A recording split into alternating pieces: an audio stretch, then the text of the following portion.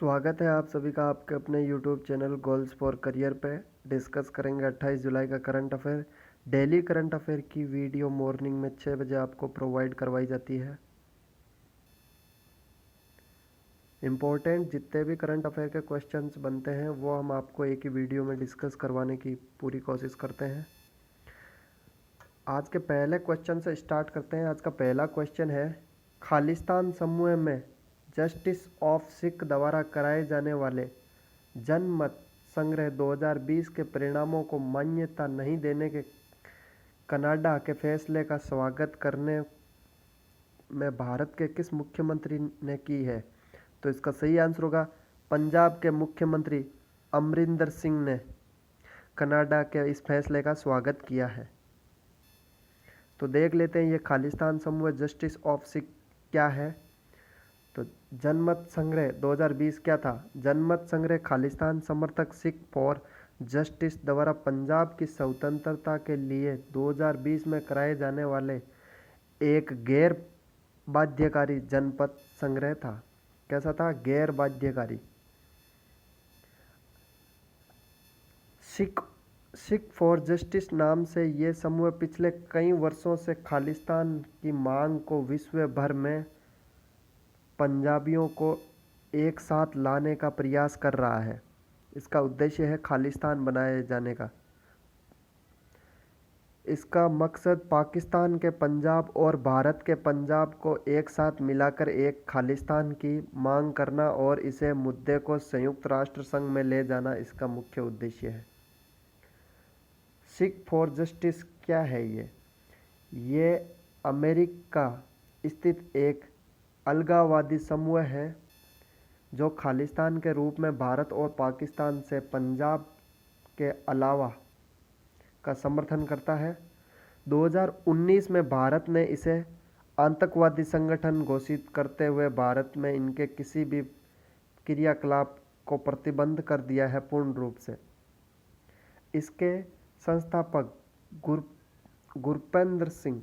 कौन है इसके संस्थापक? गुरपेंद्र, जिन्हें पूनम को भारतीय जमीन पर अफगान पाकिस्तान समर्थक आतंकवादी गतिविधियों को सक्रिय रूप से बढ़ावा देने के लिए आतंकवादी घोषित कर दिया गया है। भारत सरकार ने इन्हें आतंकवादी घोषित कर दिया गया है। सिख फॉर जस्टिस द्वारा जिन जनमत संग्रह 2020 के लिए एक अभियान शुरू किया गया है। और एक बात, अगर आप इस वीडियो की पीडीएफ चाहिए लेते हैं तो आप हमारे टेलीग्राम चैनल को ज्वाइन कर लें जिसका नाम है गोल्स फॉर करियर। वहाँ आपको वीडियो की पीडीएफ मिल जाएगी।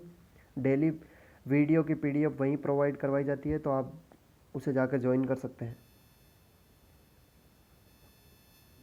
अगला अपना इम्पोर्टेंट क्वेश्चन है, हेरिकेन हैना क्या है?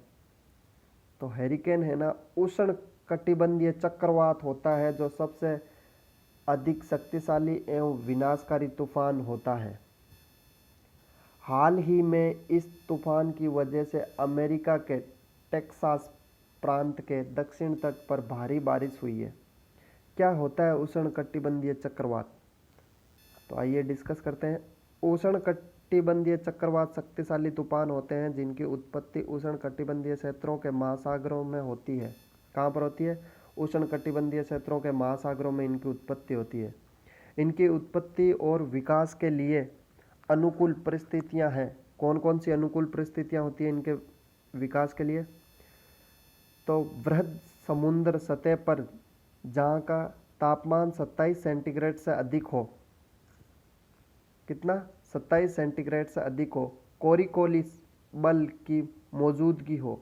कौन से बल की? कोरिकोलिस बल की मौजूदगी होनी चाहिए।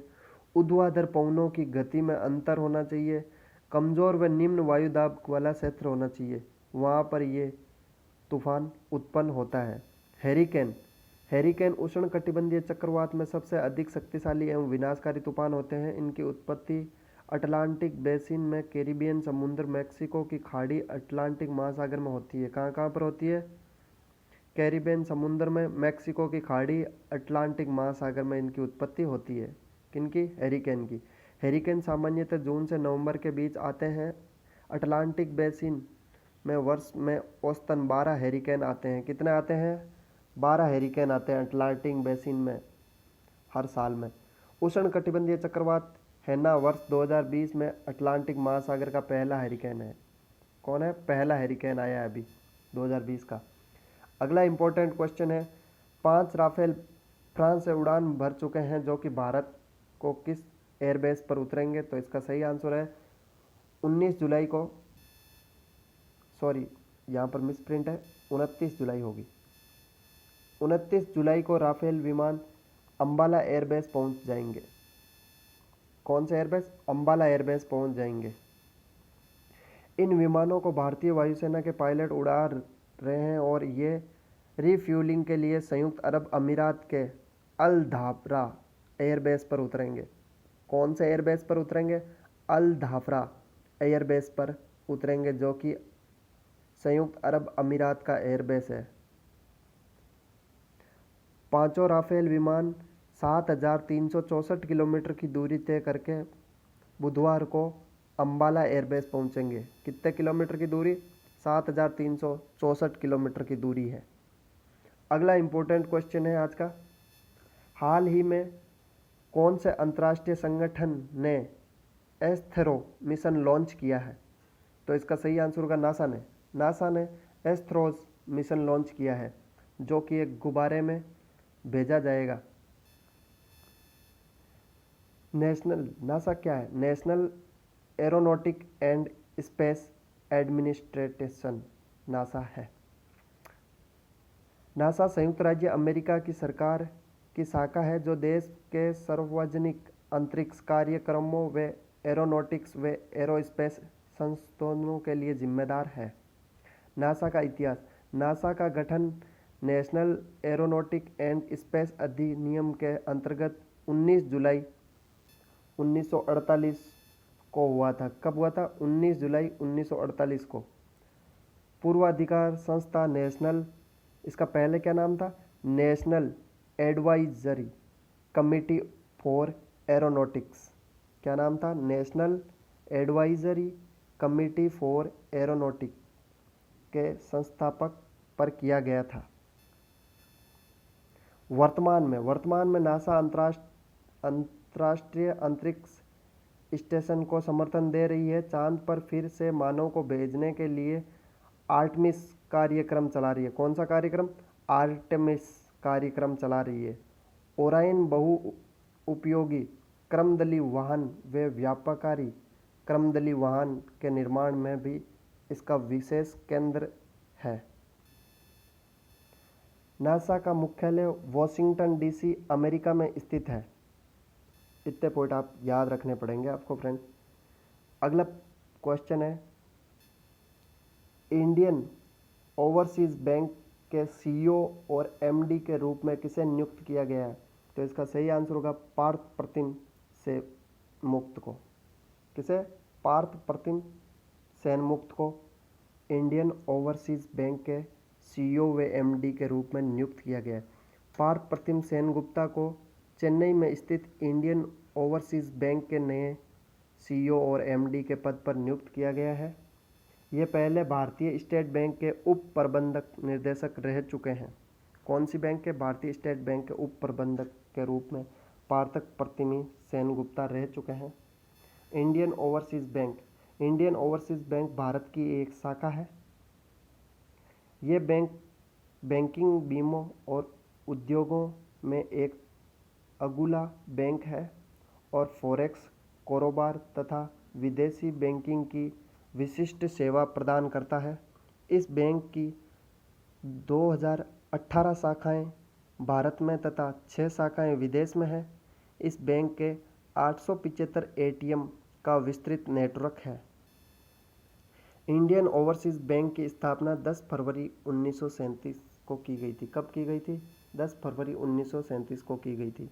अगला इंपॉर्टेंट क्वेश्चन है, खेलो इंडिया यूथ के चौथे संस्करण की मेजबानी कौन सा राज्य कर रहा है? तो इसका सही आंसर होगा हरियाणा।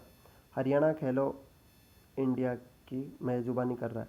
2021 के टोक्यो ओलंपिक के पूरे होने के बाद खेलो इंडिया यूथ गेम्स के चौथे संस्करण की मेजबानी हरियाणा राज्य द्वारा पंचकुला में की जाएगी। कहाँ पर की जाएगी? पंचकुला में की जाएगी हरियाणा द्वारा 2021 के टोक्यो ओलंपिक की समाप्ति के बाद। इसका आयोजन आमतौर पर साल के जनवरी माह में किया जाता है। कब किया जाता है? साल के जनवरी माह में इसका आयोजन किया जाता है। बात हुई है हरियाणा की, तो हरियाणा से इंपॉर्टेंट पॉइंट देख लेते हैं। हरियाणा की राजधानी है चंडीगढ़, सबसे बड़ा शहर है फरीदाबाद। हरियाणा का घनत्व है 573, क्षेत्रफल है 44,212 वर्ग किलोमीटर। टोटल जिलों की संख्या है 22। राजभाषा है हिंदी, हरियाणवी व पंजाबी। हरियाणा का गठन हुआ था 1 नवंबर 1966 को। राज्यपाल है वर्तमान सत्यदेव नारायण आर्य। वर्तमान मुख्यमंत्री मनोहर लाल खट्टर है।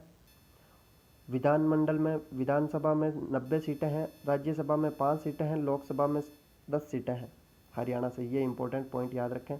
हरियाणा का उच्च न्यायालय है जो उसका नाम है पंजाब और हरियाणा उच्च न्यायालय।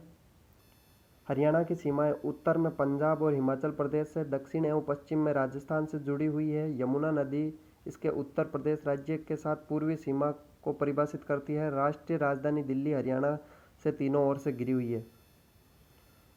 अगला इंपॉर्टेंट क्वेश्चन है, किस संगठन ने शीतलन, उत्सर्जन और नीति संश्लेषण रिपोर्ट जारी की है? तो इसका सही आंसर होगा UNEP व IEA ने शीतलन उत्सर्जन नीति संश्लेषण रिपोर्ट जारी की है। UNE इसकी फुल फॉर्म होगी संयुक्त राष्ट्रीय पर्यावरण कार्यक्रम। IEA इसकी फुल फॉर्म होगी अंतर्राष्ट्रीय ऊर्जा एजेंसी। इन्होंने शीतलन, उत्सर्जन और नीति संश्लेषण की रिपोर्ट जारी की है। रिपोर्ट के अनुसार जलवायु को गर्म करने वाली रेफ्रिजरेटर गैसों को उत्पादन में कमी लाना है। अगला इंपॉर्टेंट क्वेश्चन है, पश्चिमी वायु कमान के नए अध्यक्ष के रूप में किसे नियुक्त किया गया है? तो इसका सही आंसर होगा एयर मार्शल विवेक राम चौधरी को पश्चिमी वायु कमान के नए अध्यक्ष के रूप में नियुक्त किया गया है। भारतीय वायुसेना, इसकी स्थापना कब हुई थी? तो इसकी स्थापना हुई थी 8 अक्टूबर 1934 को। 84 वर्ष पूरे हो चुके हैं। इसकी भूमिका हवाई युद्ध है। शीतलता, इसमें वर्तमान में सक्रिय सैनिकों की संख्या 93, 576 सक्रिय सैनिक हैं व लगभग 1720 से अधिक विमान है।